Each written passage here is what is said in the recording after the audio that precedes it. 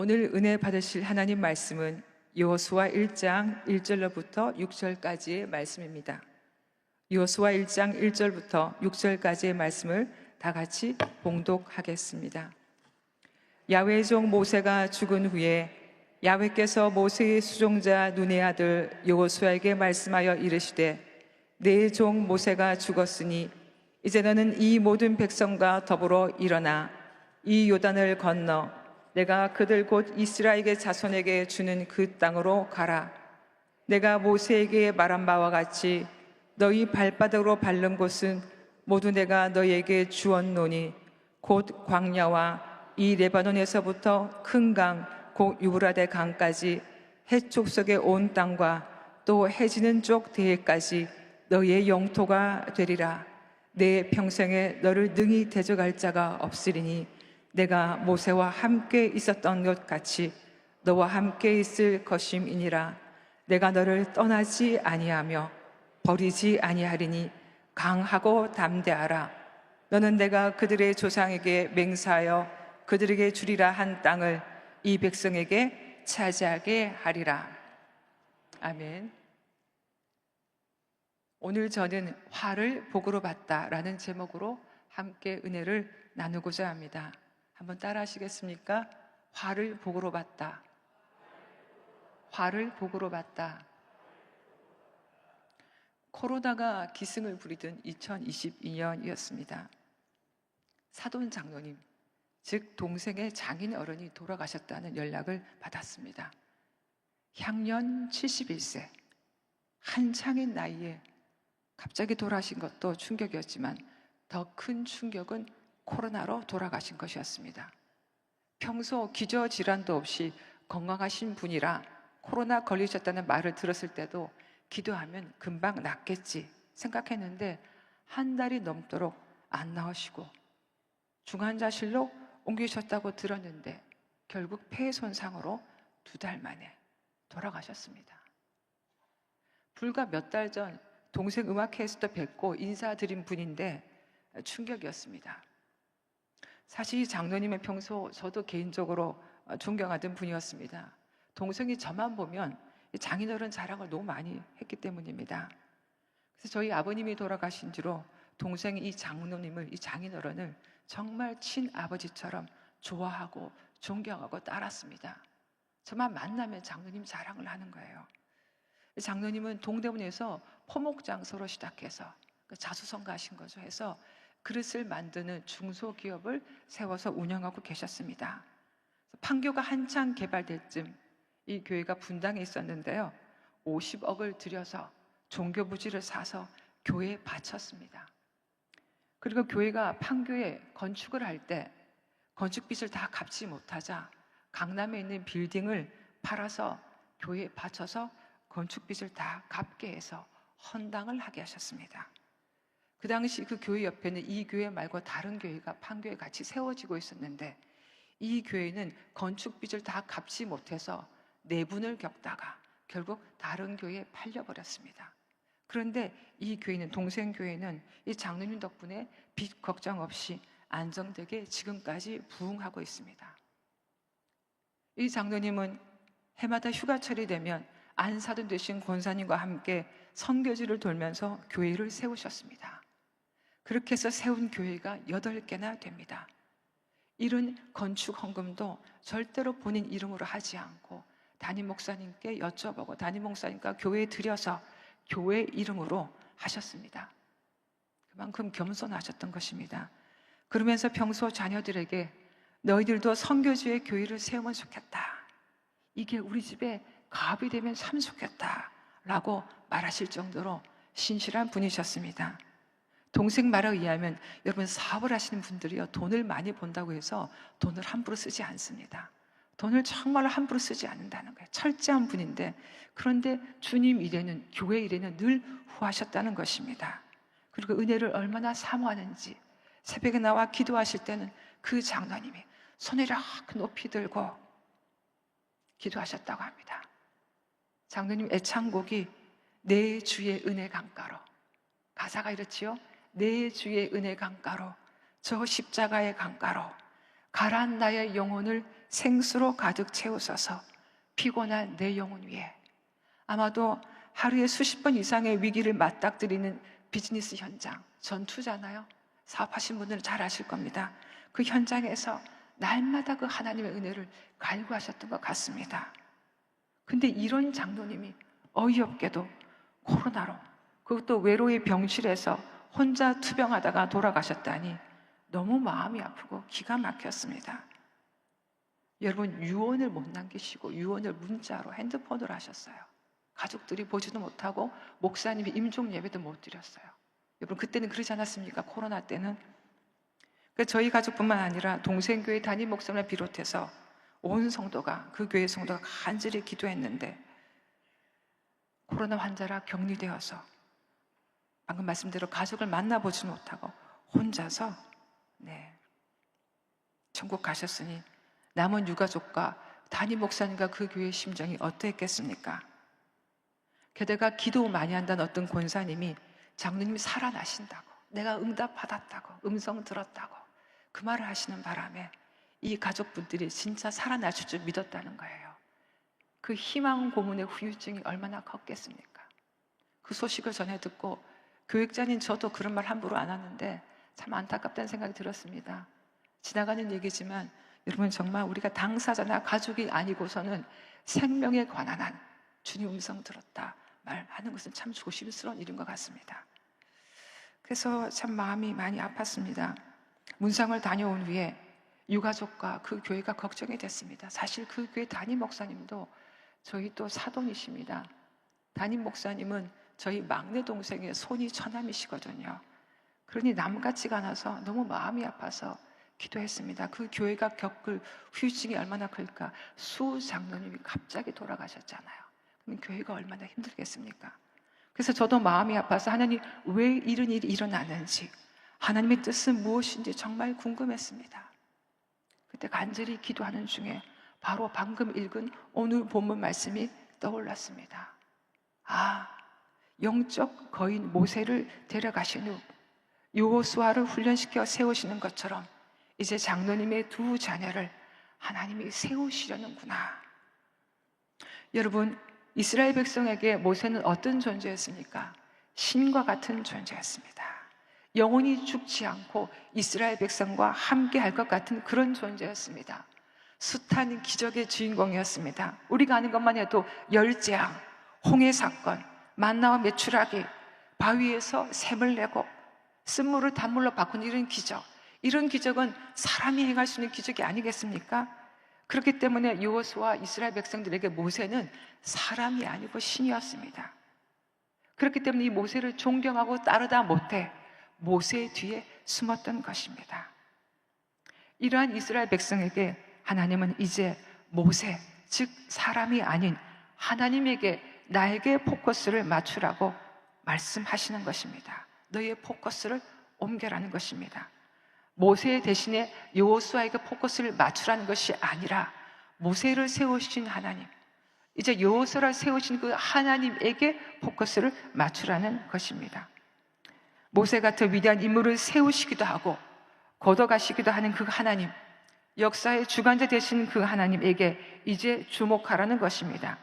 그리고 그 주권자 하나님이 여호수아를 부르고 계신 것입니다. 그리고 오늘 본문을 통해 말씀하십니다. 내가 모세와 함께 있었던 것 같이 이제 여호수아야, 내가 너와 함께 하겠다. 모세를 통해 출애굽하신 하나님, 광야 40년을 인도하신 그 하나님이 이제 너 여호수아를 통해 입 가나안하고 정착하게 하시겠다는 것입니다.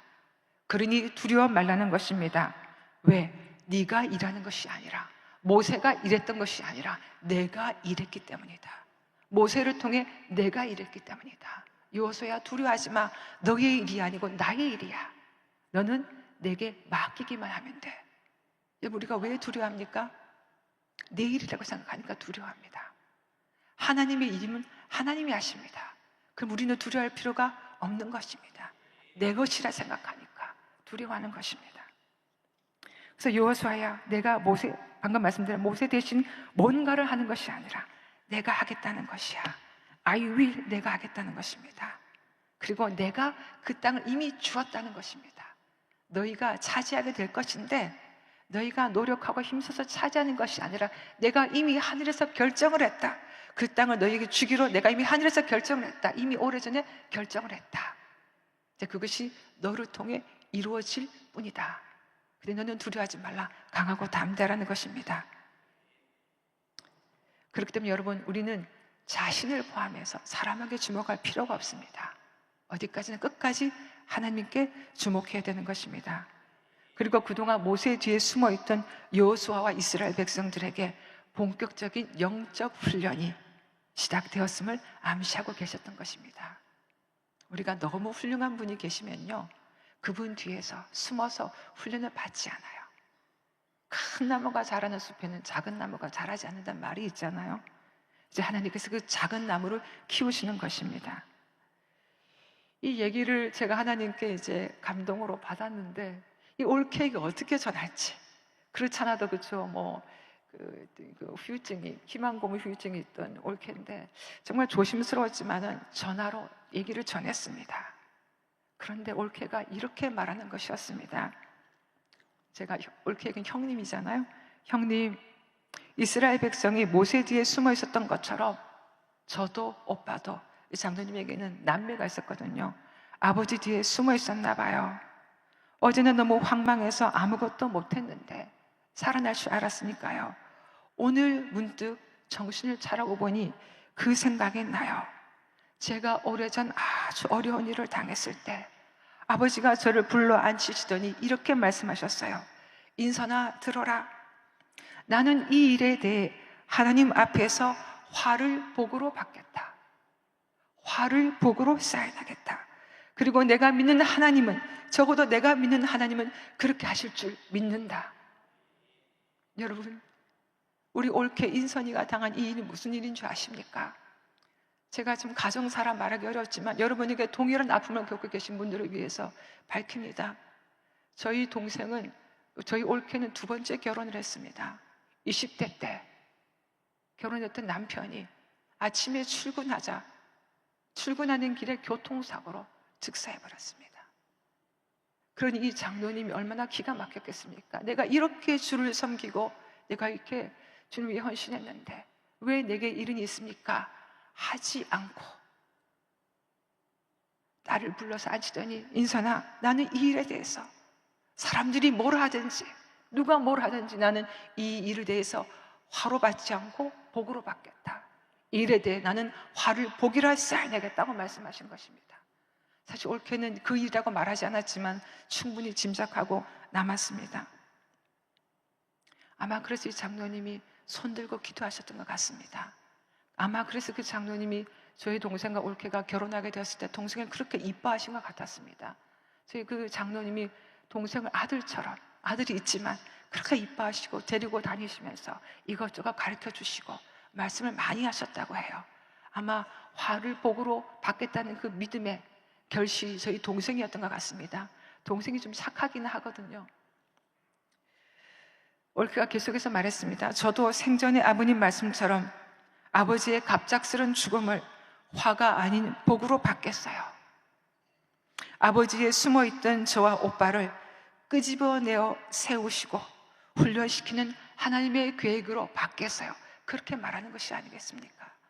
제가 깜짝 놀랐습니다. 그러면서 이렇게 말했어요. 돌아보니 아버지 혼자 그 무거운 짐을 지고 가신 것 같아 죄송했습니다. 오빠도 회개했어요. 사실 아버지가 사업을 하면요, 이쁜 딸이잖아요. 얼마나 이쁘겠어요. 몰래 용돈을 두둑하게 넣어주는 거예요. 재정적 지원도 많이 받았죠. 그리고 오빠는, 아들은 아버지 사업을 물려받는다고 경영수업을 받는다고 하지만 늘 든든한 사장인 아버지가 있으니까 이렇게 치열하게 경영수업을 받지는 않았는데, 그렇게 아버지 뒤에 숨만 있었는데, 아버지가 돌아가시고 나니까 아버지 혼자 저 짐을 계셨구나. 내가 그것도 모르고 철없이 이렇게 살았구나. 오빠가 회개하고 딸인 올케가 회개했다는 것입니다. 그래서 저는 위로하려고 전화를 했는데 오히려 제가 도전을 받았습니다. 그리고 저도 회개했습니다. 여러분, 우리 올케는 압구정동에서 자라서 압구정동에 살고 있어요. 그리고 뒷모습이 20대처럼 늘씬합니다. 그리고 늘 세련됐어요. 그래서 저는 우리 올케가 과연 신앙이 있을까? 속으로 그런 생각을 했습니다. 정말 그 온실속 가초처럼 큰 게 아닌가 그런 생각을 했는데, 올케가 이런 담대한 고백을 하는 걸 보면서 역시 그 장로님의 딸이었지. 그치, 우리 올케가 그 장로님의 딸이었지. 다시 한번 생각하게 되었습니다. 이후 짐작한 대로 장로님 가정에는 후폭풍이 몰려왔습니다. 사장인 장로님이 갑자기 돌아가시니까 올케는 아들이 회사를 물려받았는데 상속세가 어마어마하게 나왔습니다. 사업하신 분들 아실 겁니다. 재정적으로 휘청휘청했습니다. 결국 장로님 내외가 살고 있던 집을 처분하고, 권사님은 아들내와 합가를 하시고, 동생과 우리 올케 가정도 허리띠를 졸라매야 했습니다. 더 이상 용돈이 들어오지 않잖아요. 그럼에도 불구하고 이 두 남매가 불평하지 않고, 힘은 들지만, 힘들다고 얘기하더라고. 힘은 들지만 더 하나님께 기도로 매달리는 것이었습니다. 아버지 장로님처럼 말입니다. 그리고 재정적인 어려움을 겪음에서도 불구하고 조의금이 1억 2천만 원이 들어왔습니다. 장로님이 생전에 도움을 많이 줬던 분들이 장로님 장례식장에 찾아와서 그렇게 다 조의금을 하신 겁니다. 그렇게 지금 돈이 아주 급한 어려움에 처했음에도 불구하고 아버지의 유지를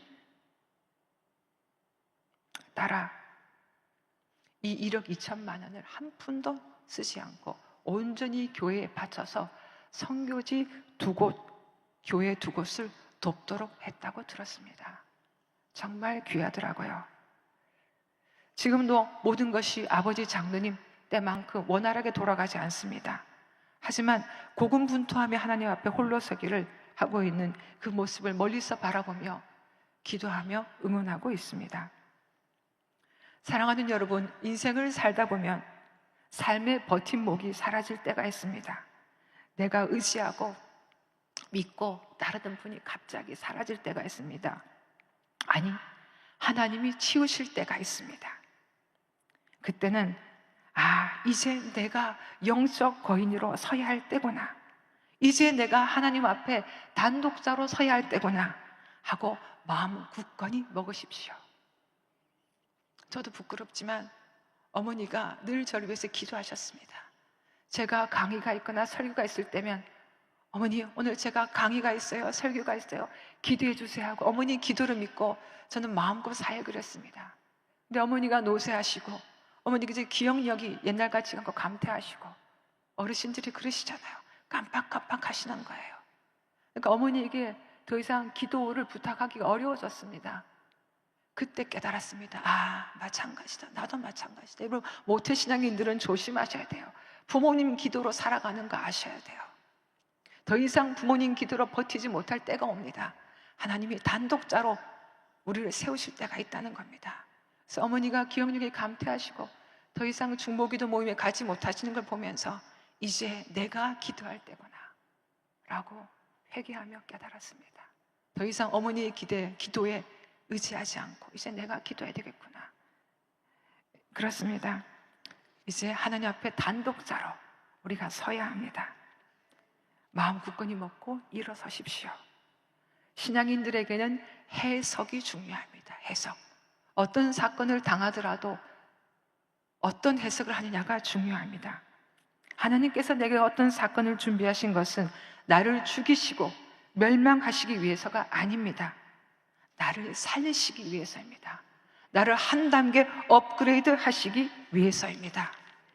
우리 하나님은 그런 하나님이십니다. 화가 아니라 복을 주시기 위해서입니다. 그렇기 때문에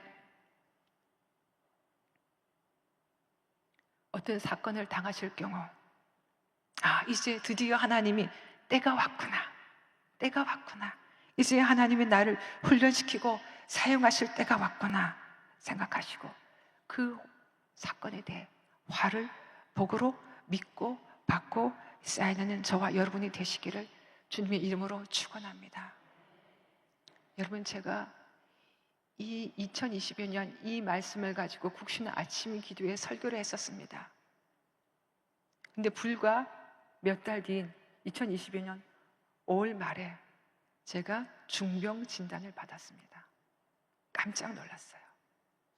하나님, 했는데 하나님이 제 마음에 주는 감동이, 너 설교하지 않았느냐? 국신 아침 기도회 때 화를 복으로 바뀌었다고. 삶의 버팀목이 사라질 때 화를 복으로 바뀌었다고. 너 설교하지 않았느냐? 이제 your turn, 이제 너의 차례다. 네가 그 말씀을 네 삶으로 증명해내고 살아야 할 차례다. 그러시는 거예요.